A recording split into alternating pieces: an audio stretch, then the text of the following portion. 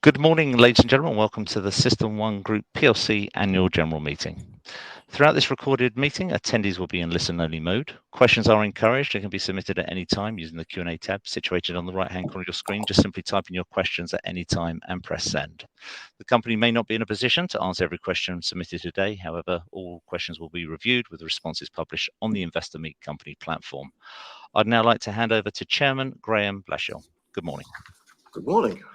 Well, good morning, ladies and gentlemen. It's now a little after 11:30, and I'm very pleased to welcome you all, including those joining remotely, to the 2022 Annual General Meeting of System1 Group PLC. As we have a quorum present, we can start the meeting, and you may wish to follow the proceedings by referring to the notice of this meeting. First of all, I would like to introduce myself, Graham Blashell, and my fellow board members. To my right, to my left rather, you're right on the screen, John Kieran, our Chief Executive Officer, and Chris Wilford, our Chief Financial Officer. In the front row, which you may not be able to see on the screen, but I do have with me Sophie Tompkins, our Senior Independent Director, as well as our other non-executive directors, Rupert Howell, Phil McRae, and Conrad Boner, all sitting in the front row here today. The notice of the meeting was sent to you in accordance with the Articles of Association of the company. Unless there are any objections, I will take the notice as read. Thank you. Before we start the formal business of the meeting, I will explain briefly the procedures that we will follow. Although you have been requested to submit questions electronically, and those will be addressed in due course, today, at the end of the meeting, there will be an additional opportunity to ask questions. For those of you attending in person, please give your name before asking your question, and say whether or not you are a member of the company or a corporate representative of a member. People joining remotely can submit questions via Investor Meet Company. To be fair to everyone who wishes to speak, please restrict the number of questions you ask and be as brief as possible. And we will only permit questions from members, corporate representative of members, and proxies. You've also been asked to kindly submit your votes before today. Those who did not do so, but who are eligible to vote, will be invited to vote by way of a poll card once each of the resolutions has been read out. So please be reminded that those joining remotely are not able to vote. Now, to more accurately reflect the views of every shareholder of the company voting today, the voting today will be by way of a poll on each of the resolutions put to the meeting. And I'm appointing Link Group, the company's registrars, to act as scrutineers. When you registered your attendance today, you will have been given a poll card, one of these, which the shareholders and proxies present at the meeting should complete and sign as indicated. In the case of corporate shareholders, the poll card should be completed by their authorised representatives or the meeting or by the proxy. If a voter is both a shareholder and a proxy for another shareholder, or if you are attending as a group as a proxy or representative of more than one shareholding, then you will please use separate poll cards for each shareholding. Wow. On your poll cards, there are three options for each resolution. You can vote for the proposed resolution, against the proposed resolution, or you may withhold your vote. A vote withheld is not a vote in law and will not be counted in the calculation of the proportion of the votes for or against a resolution. And so will you please complete your poll cards by ticking the appropriate box next to the relevant resolution, depending on how you wish to cast your vote. And once all the votes have been taken on the resolutions, please would you sign that poll card and hand it to the representatives of the Link Group, our registrars, who will be coming around to collect the poll cards at the close of the meeting. Should you require any further assistance, our registrars will be happy to help you. And I can confirm that I have been appointed proxy in respect of 9,653,075 shares. So moving to the resolutions, finally. Resolution number 1 is the resolution to receive the report of the directors and the accounts of the company for the financial year 2021-22. And I formally propose resolution 1 as an ordinary resolution. Now, in accordance with good practice, I will let you know how shareholders who have submitted proxies have voted. Shareholders have submitted proxies in relation to Resolution 1 as follows. Shares in favour, 9,653,075. Shares against, 0. Shares withheld, 0. So the resolution is now put to the meeting. Please would you tick the appropriate box on the poll card. Resolution number 1, please. All done. Thank you. So I'll now close the vote, and the poll is now closed on Resolution 1. Moving on to Resolution 2. Resolution 2 is the resolution to approve the Director's remuneration report as sent to members with the notice of this meeting. I formally propose Resolution 2 as an ordinary resolution. Shareholders have submitted proxies in relation to Resolution 2 as follows. Shares in favour, 8,586,467. Shares against, 1,066,608. There were no shares withheld. So, Resolution 2 is now put to the meeting. Please would you tick the appropriate box on your poll card.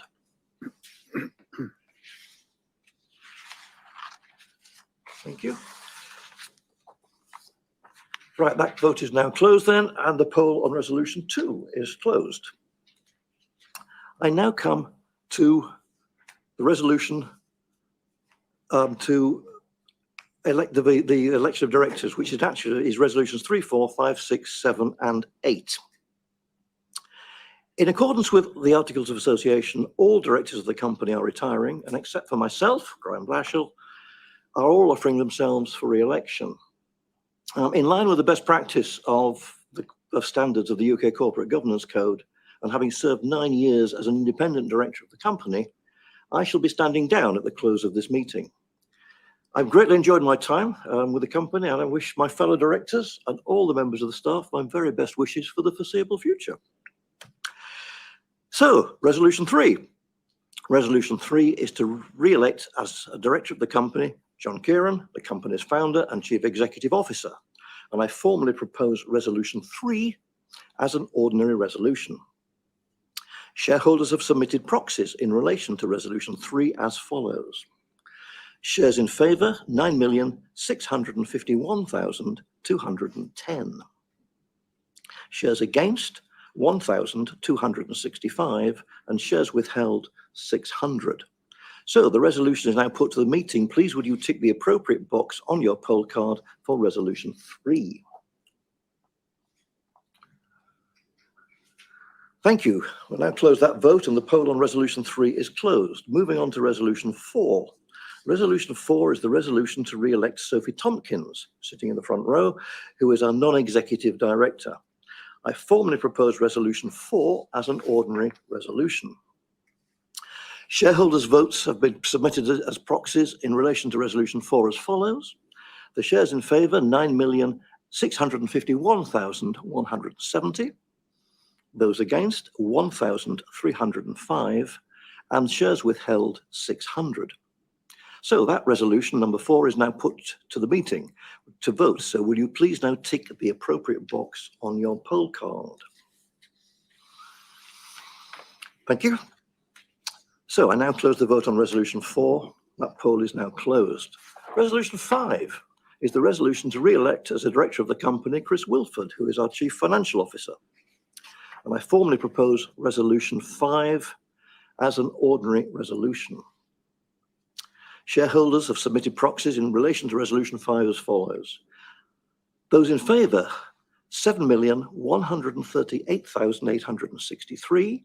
Shares against, 318,765. Shares withheld, 2,195,647.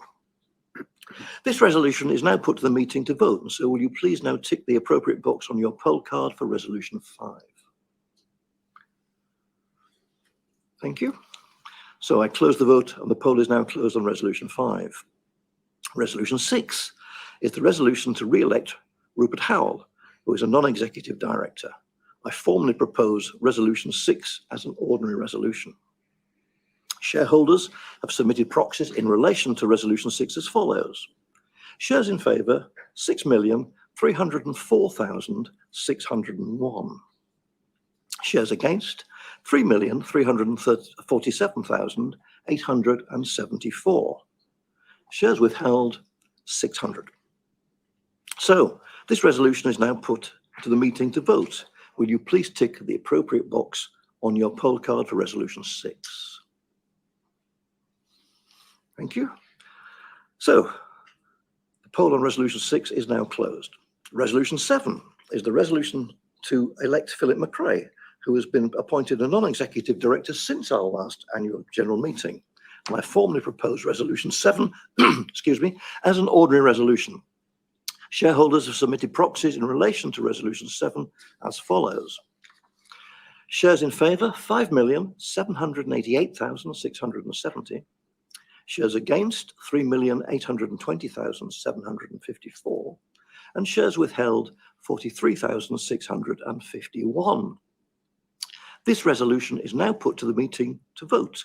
So will you please tick the appropriate box on your poll card for resolution 7?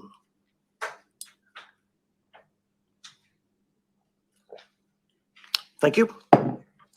So the poll is now closed on resolution 7. Resolution 8 is the resolution to elect Conrad Boner, who has also been appointed as a non-executive director since the last annual general meeting. And I formally propose resolution 8 as an ordinary resolution. Shareholders have submitted proxies in relation to resolution 8 as follows. Shares in favour, 9,651,210. Shares against, 1,265. Shares withheld, 600. So, resolution 8 is now put to the meeting to vote. Would you please tick the appropriate box on your poll card? Thank you. I now close the vote on resolution 8. The poll is now closed. We now come to resolution 9, which is the election of auditors. Resolution 9 is the resolution to reappoint RSM UK Audit LLP as auditors of the company and to authorise the directors to determine the auditor's remuneration. The Companies Act of 2006 requires you to reappoint our auditors and to approve the manner of determining their remuneration. And so I formally propose resolution 9 as an ordinary resolution. Shareholders have submitted proxies in relation to resolution 9 as follows. Shares in favour, 9,649,877. Shares against, 2,598, and there was 600 shares withheld. So this resolution is now put to the meeting to vote. Will you please tick the appropriate box on your poll card? Okay, thank you. That vote is now closed. The poll on this resolution is closed. Resolution 10 is the resolution to authorise the directors to allot relevant securities subject to the provisions set out in the notice. And I formally propose resolution 10 as an ordinary resolution. Shareholders have submitted proxies in relation to resolution 10 as follows. Shares in favour, 8,494,942. Shares against, 1,158,133.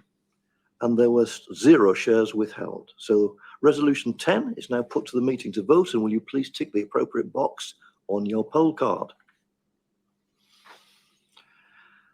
Thank you. I close the vote on resolution 10. We now come to the special business of the meeting. Resolution 11 is a special resolution to allow the company to disapply shareholders' preemptive rights on the issue of new shares subject to the provisions as set out in the notice. And I formally propose resolution 11 as a special resolution. Shareholders have submitted proxies in relation to resolution 11 as follows.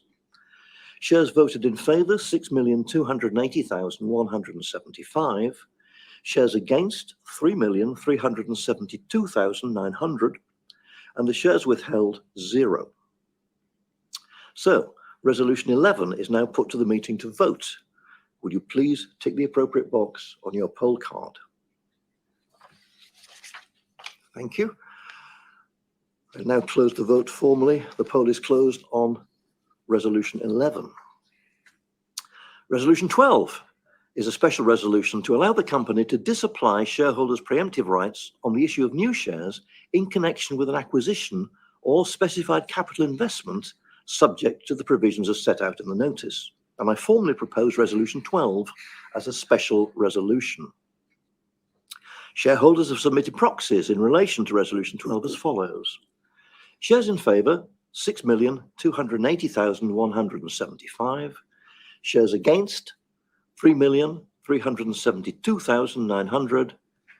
Shares withheld, 0. So, Resolution 12 is now put to the meeting to vote. Please would you tick the appropriate box on your poll card. Okay, thank you. I will now close the vote. The poll is now closed. Resolution 13 is the special resolution to allow the company to purchase its own shares subject to the provisions set out in the notice. And I formally propose Resolution 13 as a special resolution.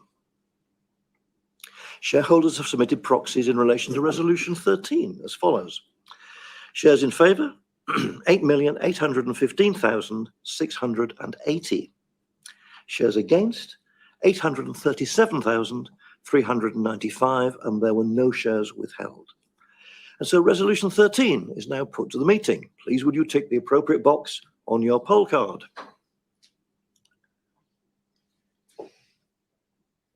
Thanks, everyone.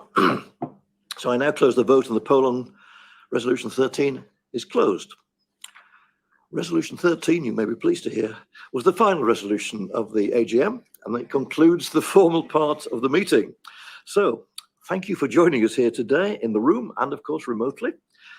The directors appreciate your continued support, and of course, we look forward to seeing you all in 2023. Now, before we get to the questions, would you now please like to sign your poll card, hand it to the representative of the Link Group or at the back of the room, or they will perhaps come round and collect. Perhaps you can go and deliver if they're already to deliver. And the final results of the voting will be published via the RNS service later today.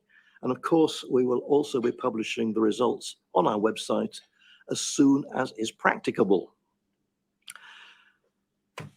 I now am delighted to open the floor to questions from those who have joined us first of all. And could I just remind everyone, if they do have a question, please state your name beforehand and keep it as concise and succinct as possible. Ladies and gentlemen, the floor is yours. Maynard. Tell us who you are again, Maynard. We have a radio mic, so I'll pick you up, or I'll repeat the question if you like, if it's not too long. Maynard the reasons to believe in this year's annual report have been changed slightly compared to last year. The talk about the mention about the £1 billion market cap and £100 million medium-term revenue figures were dropped the last time. So why are the changes? Because it seems like you're not as confident now as you were a year ago to those projections. Just before I ask John to ask that question, I think I'll just repeat the gist of that question. You can correct me, Maynard, if it was incorrect. I'm conscious of people viewing online who may not have heard it in full. Mr. Payton pointed out that we have, in the reason to believe section of the annual report and accounts, we stated an ambition in the previous year's report and accounts to achieve ultimately a turnover of £1 billion and become £100 million company. And Maynard pointed out that in this year's version of the annual report and accounts, that particular phrase has been not included in this year. And he was asking if that meant that we had an underlying loss of ambition, perhaps in our objective and targets for the company. Is that fair, Maynard, as a summary? In that case, I'm going to ask John, our CEO, to answer that question.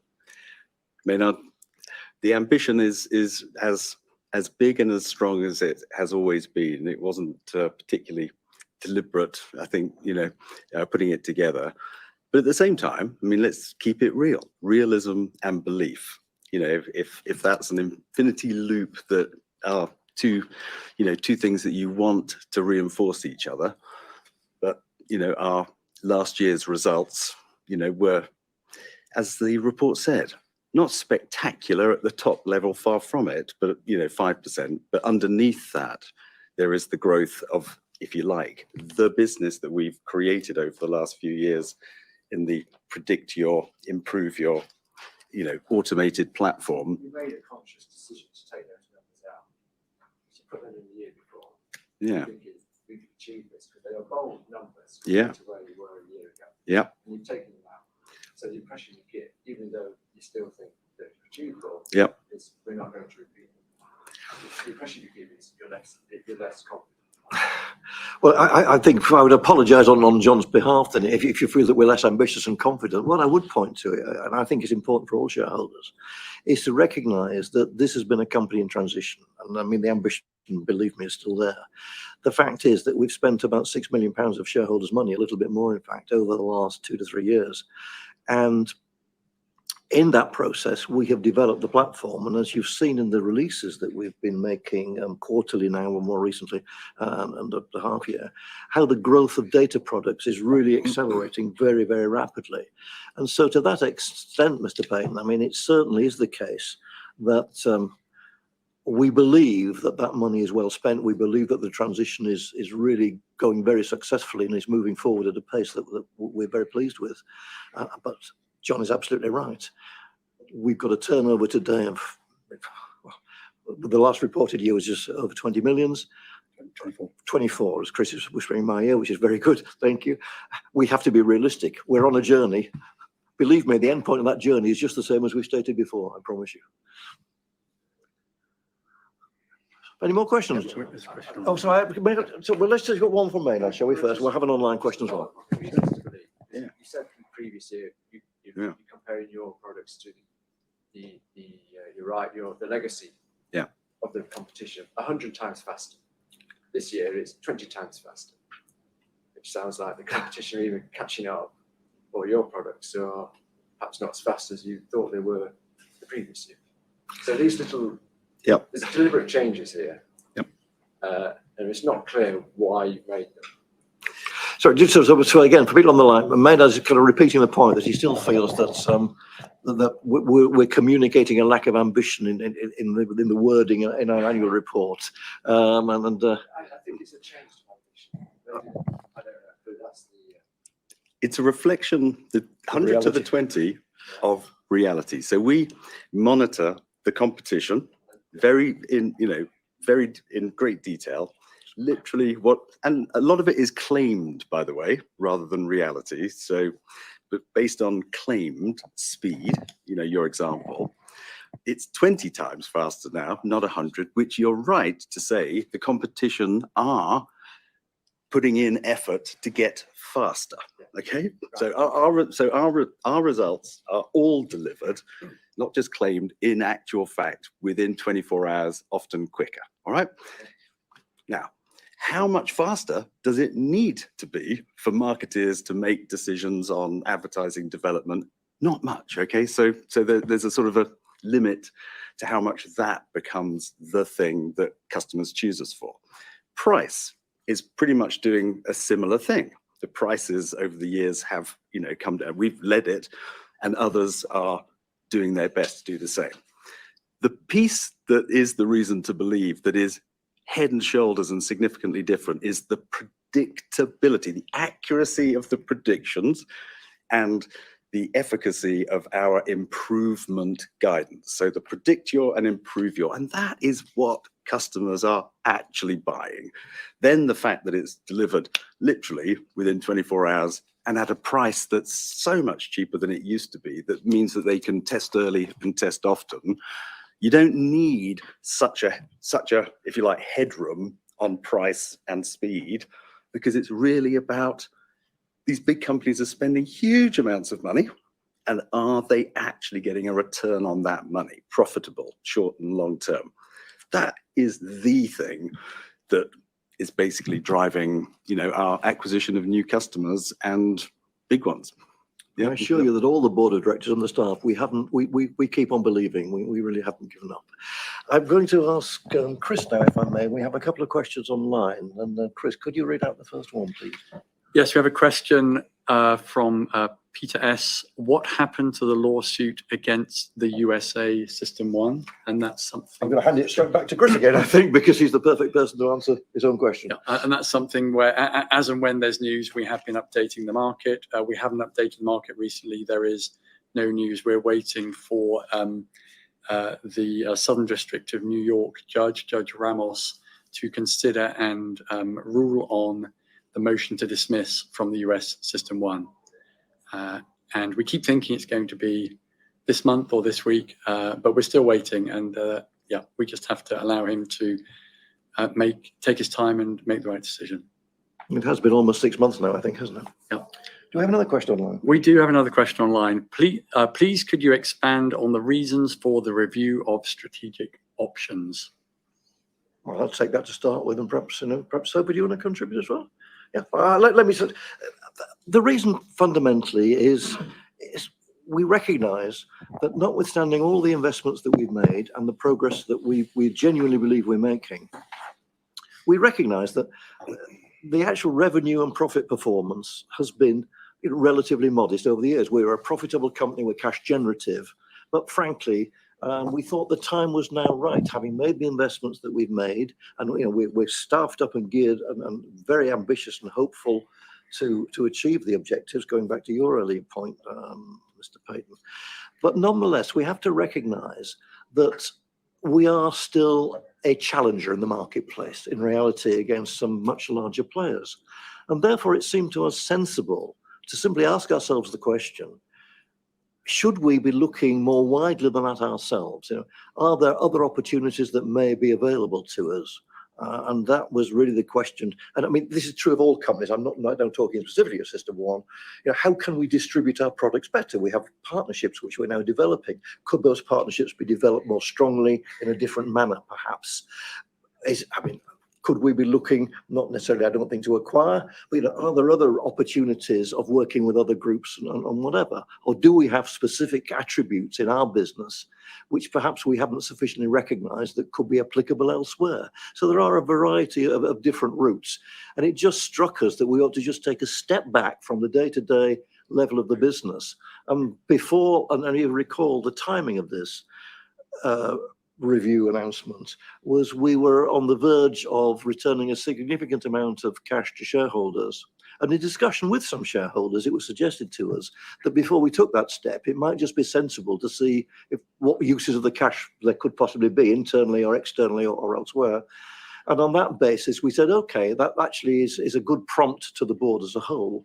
Let us step back for a moment and simply postpone the projected return to shareholders and use the resources, both of the non-executive directors and indeed possibly outsiders, to take a look at the broader picture. And we've asked Sophie Tompkins, our senior independent director, together with other independent directors, to take the lead on that, which is the process just beginning. Sophie, do you want to add to that? I'm sorry, off camera, but I mean, please stand up and turn around. Yeah, thank you. The camera's behind you. Need It's the in the wall microphone, but behind just you. I mean, not much to. Not much to really add to that, rather than just to say that the board, we are acutely aware that we operate in a very, very fast changing landscape, and therefore it behoves us as a board and senior team to be really, really mindful of that. So the strategic review process really pulls together work that was actually already underway in the business to accelerate and formalise it. As we said in the original RNS, we expect to announce initial conclusions of the strategic review by the end of November, and work is active and underway. Thank you, Sophie. No No more questions online. online. Do we have any more questions in the room? Well, I don't want this to become a conversation, but by all means, let's have one more question, please.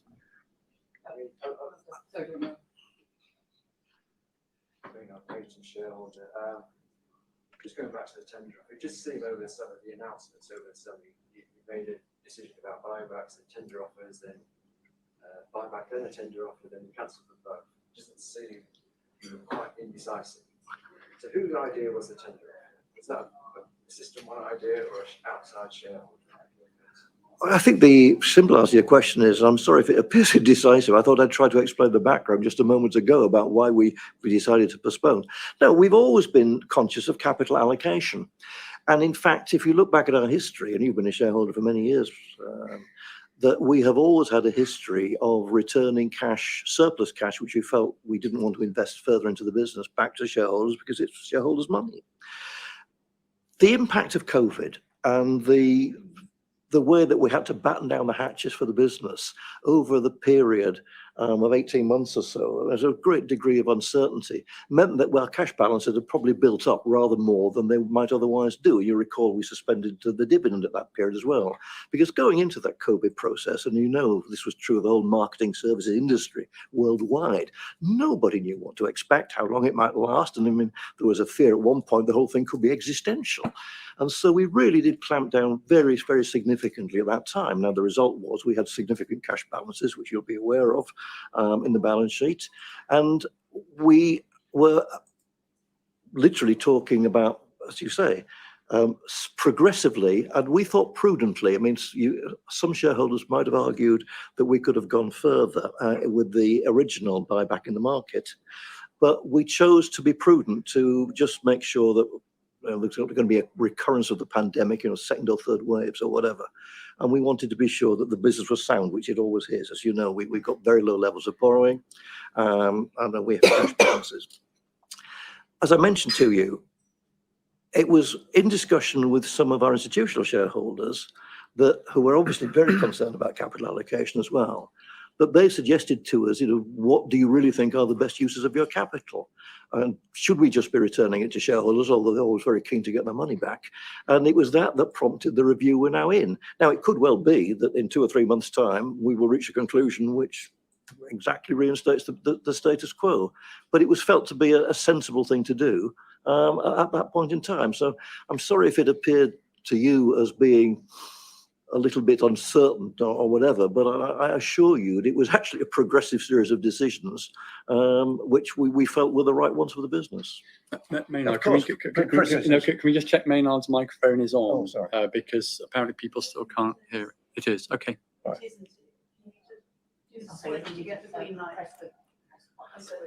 So all of that was in response to a question that Maynard was concerned about, was that the series of announcements on returning cash to shareholders via buybacks either, and the methodology of the buyback as well, because clearly if there's only, in terms of methodology, Maynard, if it's preempting a further question, clearly once we determined that the potential amount of money we were able to return was of the order of £1.5 million, that our shares are relatively illiquid. And so in many respects, there's a limit to what you can do in the marketplace, because literally there are not tranches of shares out there. So a tender offer, which is essentially an auction, would be an interesting way of trying to see what the real appetite was for people out there holding the shares, or at what price they were prepared to ask us to take them back. So I mean, it was a practical decision based on the realities of our market cap and our illiquidity. Okay, I'll come back with 2 points. First point is that you had a weak Q4 and a profit warning. Profits were 1 million lower than expected, which is a lot just for one quarter.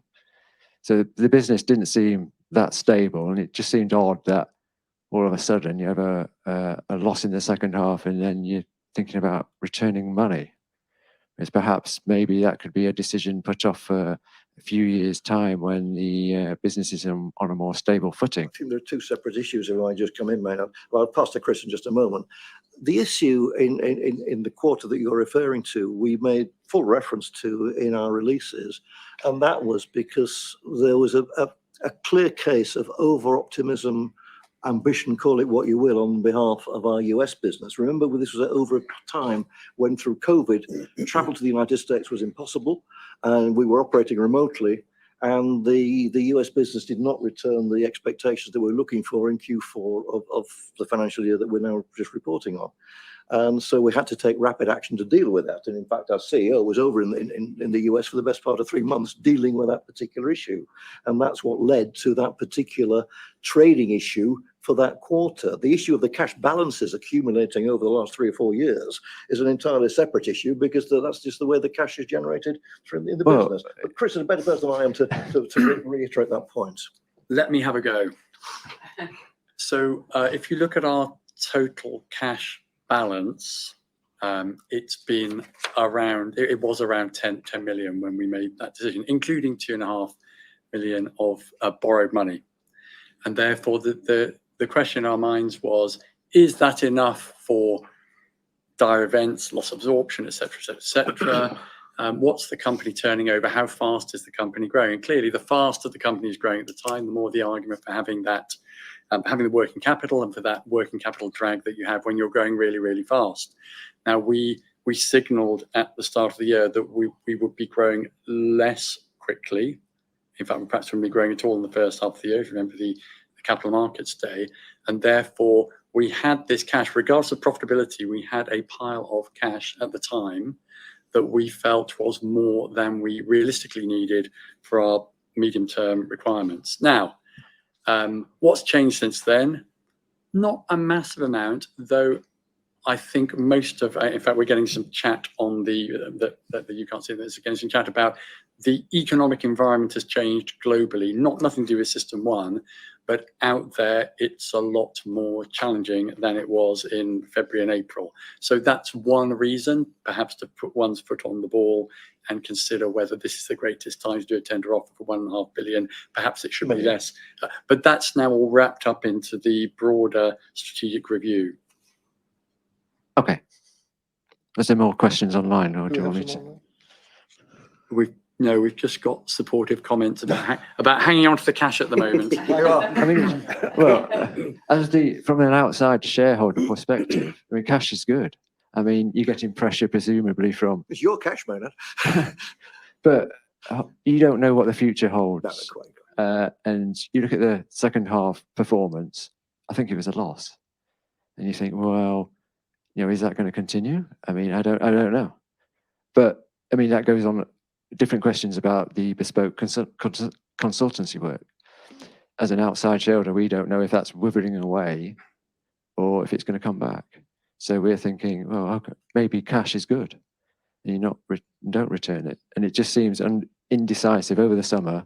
This is just a statement rather than a question, but indecisive over the summer. It seems like you've been pressured from other shareholders into returning the money when really you should be holding onto the cash, developing this data platform. And then if it does take off, and if you do get £100 million revenue, then you can think about, on that journey, handing the cash back then.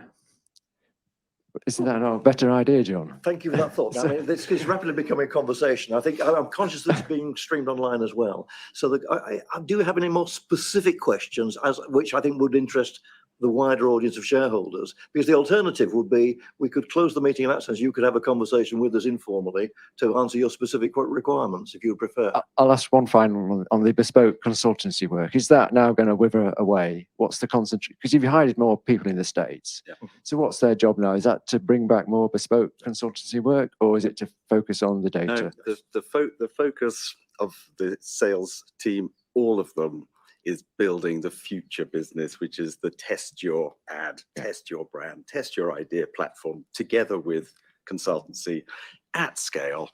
And the consultancy business has been part of the withering, which is true, is actually conversion over to the platform, by the way. So the team have done a great job, but that's probably pretty much done.